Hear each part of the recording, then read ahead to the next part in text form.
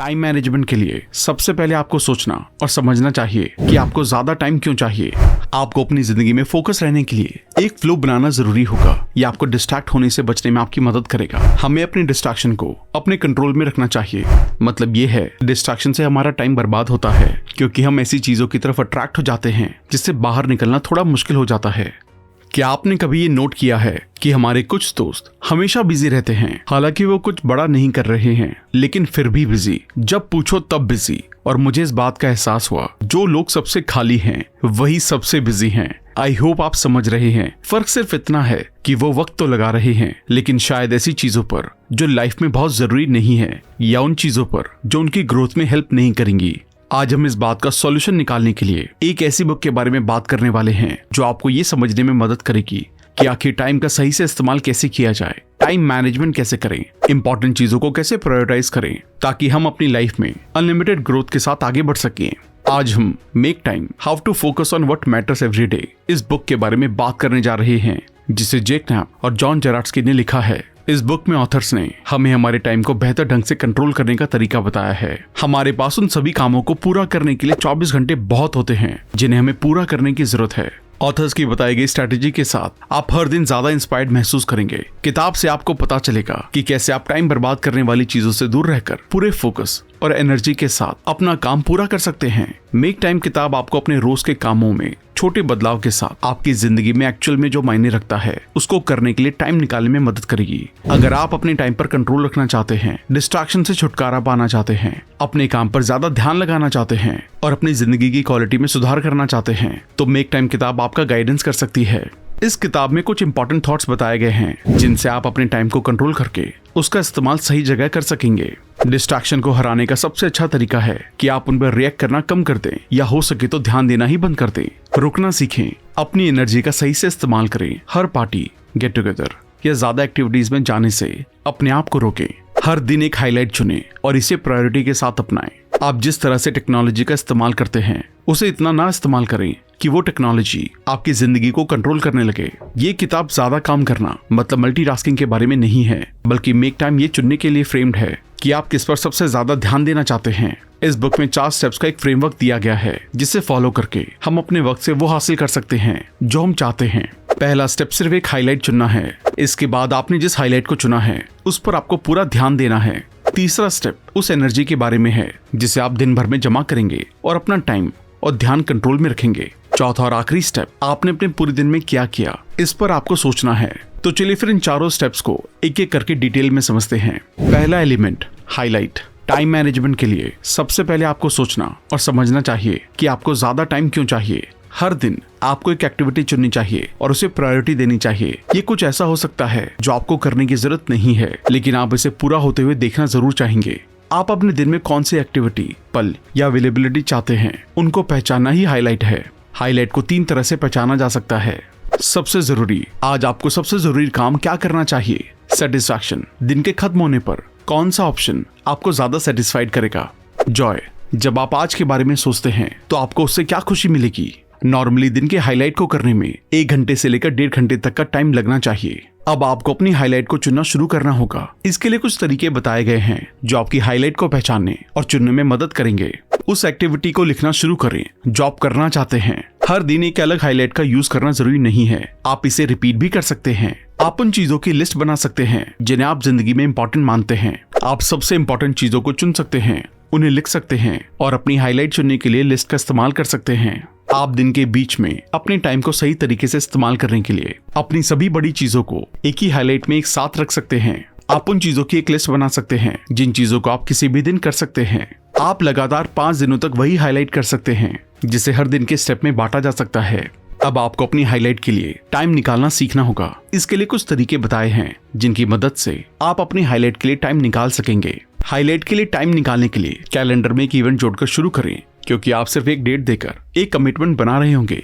अपने कैलेंडर में दी खाली जगह में कुछ भी मार्क ना करें, ताकि उस खाली जगह का इस्तेमाल आप अपनी हाईलाइट को डालने के लिए कर सकें।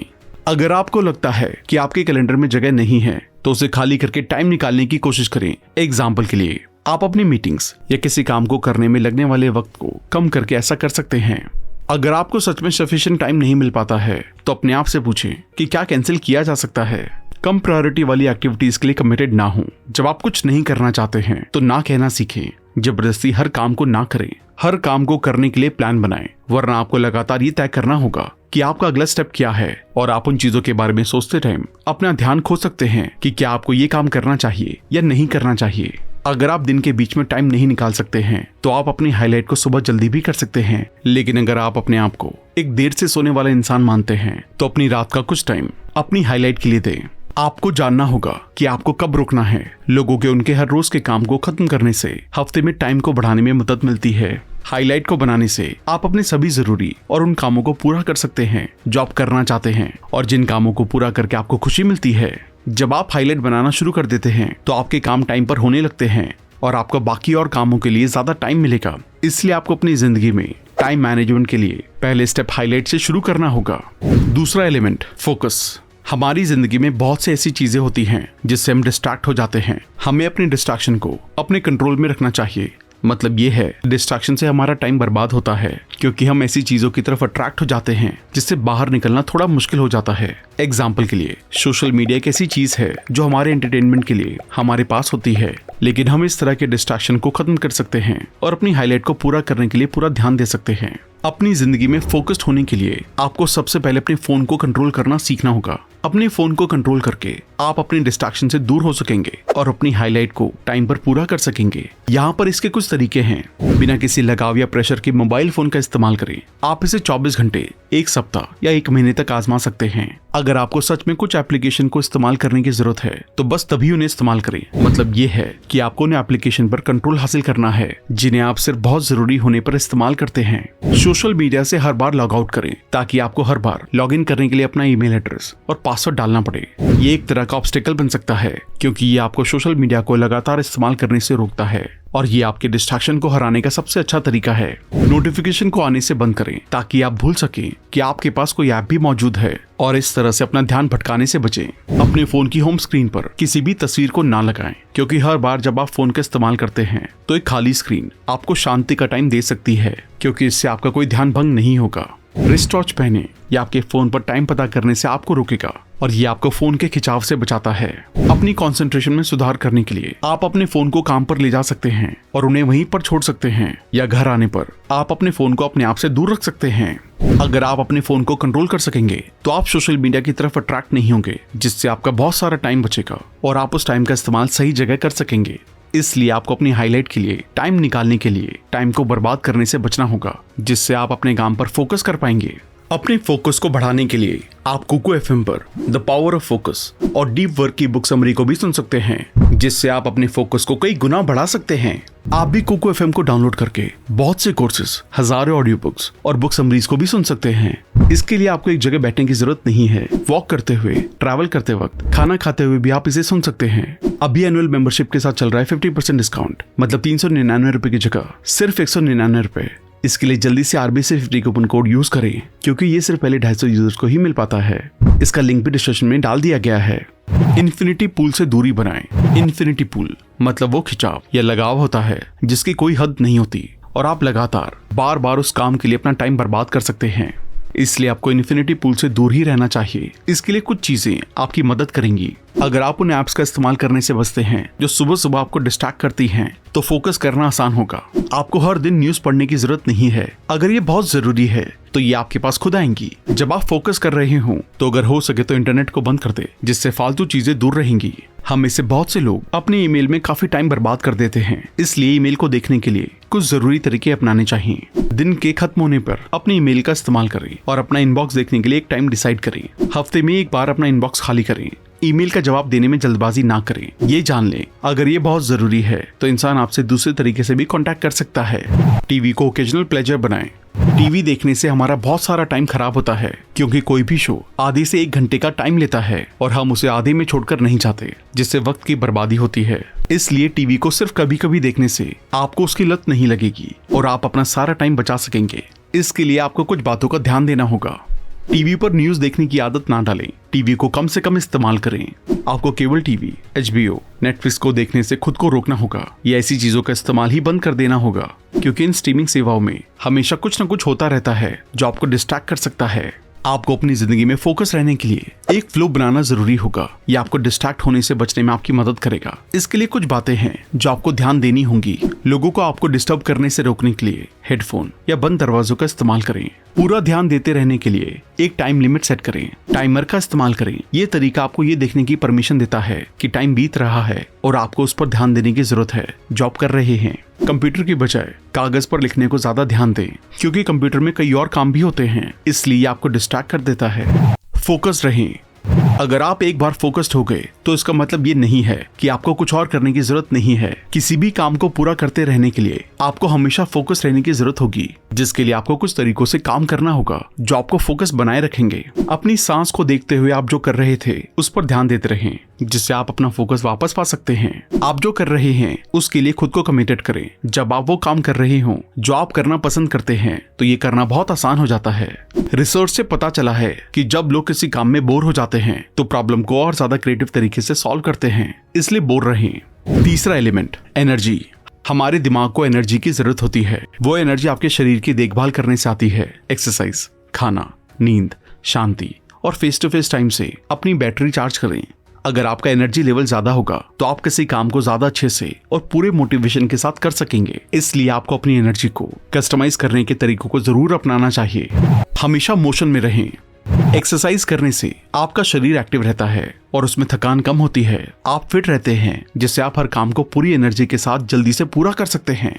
तो इसलिए अपने शरीर को सही ढंग से काम करते रहने देने के लिए आपको रोज एक्सरसाइज करनी चाहिए। हमेशा शरीर को चलाते रहें और एनर्जी को हासिल करते रहें। हर रोज एक्सरसाइज करें। ये हर रोज वॉक पर जाना या सीढ़ियां चढ़ने जैसी कुछ सिंपल एक्टिविटीज हो सकती हैं। जल्दी वर्कआउट करें। एग्जाम्पल के लिए आप 7 मिनट की ट्रेनिंग भी कर सकते हैं। असली खाना खाएं। आपका खाना और आपके खाने का तरीका ही आपको हेल्दी जिंदगी दे सकता है, जिससे आप बीमार नहीं होंगे और ना ही आपकी एनर्जी खत्म होगी। आपको हेल्दी खाना खा के ही किसी काम को शुरू करना चाहिए। अपने शरीर को हेल्दी रखिए और हमेशा पॉजिटिव महसूस करके अपना काम करते रहिए। फिश, पौधे, रेड मीट या नट्स का सेवन करें, क्योंकि ये एनर्जी देने में बहुत मदद करते हैं। सबसे पहले सैलेड को अपनी प्लेट में डालें, और वो भी ज्यादा मात्रा में। फास्ट आपको फोकस रख सकता है या आपके दिमाग में बदलाव करता है, जो आपको ऐसा करने की परमिशन देता है। आपने ये जरूर सुना होगा कि हेल्दी दिमाग हेल्दी शरीर में रहता है। तो इसका मतलब ये हुआ कि जब आपका शरीर हेल्दी होगा तब आपका दिमाग भी अच्छे से काम करेगा। और अच्छा खाना आपको अच्छा शरीर देता है, इसलिए अच्छा खाना खाएं और पूरी एनर्जी से काम करें। कैफीन को ऑप्टिमाइज करें। अपने एनर्जी लेवल को बनाए रखने के लिए कॉफी का इस्तेमाल कुछ सावधानियों के साथ ही करें और बस एनर्जी को हासिल करें। दिन की पहली कॉफी को सुबह 9:30 बजे तक ही पिएं। ऐसा इसलिए है क्योंकि उस टाइम से पहले कोर्टिसोल का लेवल बहुत ज्यादा होता है, तब कैफीन का कोई इम्पैक्ट नहीं पड़ता। जब आप थक जाएं तो 1 कप कॉफी पिएं और 15 मिनट की झपकी लें। कैफीन को खून में ऑब्जॉर्ब होने में वक्त लगता है और जब आप जागते हैं तो आप आराम महसूस करेंगे।